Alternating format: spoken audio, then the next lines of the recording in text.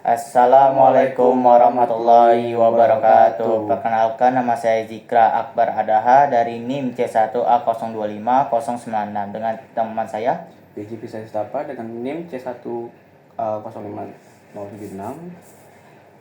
Kami berdua akan menjelaskan tentang kesimbang pasar dan pengaruh pendapat nasional terhadap kurva permintaan dan penawaran. Dibaca oleh Firji. Baik, saya akan menjelaskan penjelasan pendalam tentang keseimbangan pasar. Pada sesi ini kali ini kita akan membahas tentang detail mengenai keseimbangan pasar, konsep yang sangat penting dalam memahami bagaimana pasar bekerja.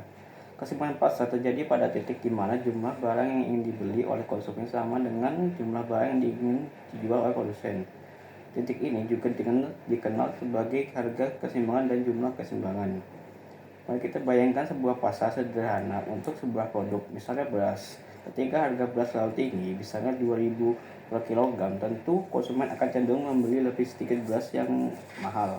Sebaliknya, konsumen akan terdorong menjual lebih banyak beras karena keuntungan yang tinggi. Akibatnya akan terjadi surplus, yaitu kelebihan stok yang tidak dijual. Sebaliknya, jika harga terlalu rendah, misalnya 5.000 per kilogram, konsumen ingin membeli lebih banyak karena harga murah. Tetapi produsen akan merasa rugi jika menjual beras yang harganya terlalu rendah, sehingga mereka akan mengurangi jumlah yang ditawarkan. Kondisi ini menyebabkan kelangkaan atau kekurangan barang di pasar. Keseimbangan pasar tercapai ketika harga dan jumlah barang mencapai titik optimal, di mana tidak ada surplus atau kelangkaan. Pada titik ini, kepuasan konsumen dan keuntungan produsen berada dalam keseimbangan yang saling menguntungkan. Di dalam grafik, keseimbangan pasar adalah pertemuan antara kurva permintaan dan kurva penawaran. Kurva permintaan biasanya menurun dari kiri ke kanan bawah, menandakan bahwa semakin rendah harga, semakin banyak barang yang diminta. Sedangkan kurva penawaran naik dari kiri ke bawah ke kanan atas, menandakan bahwa semakin tinggi harga, semakin banyak produsen bersedia menjual barang. Baik, saya akan oper. Baik, terima kasih atas penjelasan awalnya. Sekarang saya akan melanjutkan dengan membahas bagaimana faktor harga mempengaruhi kurva permintaan dan penawaran, serta faktor lainnya yang dapat menyebabkan pergeseran kurva sehingga berdampak pada kesimbang pasar. Pertama, mari kita pahami bagaimana perubahan harga menyebabkan pergeseran sepanjang kurva. Ketika harga barang turun, konsumen cenderung membeli lebih banyak, sehingga terjadi pergerakan sepanjang kurva permintaan ke kanan ke bawah. Sementara itu, produsen akan menurunkan jumlah yang mereka tawarkan. Pergerakan sepanjang kurva penawaran ke kiri bawah.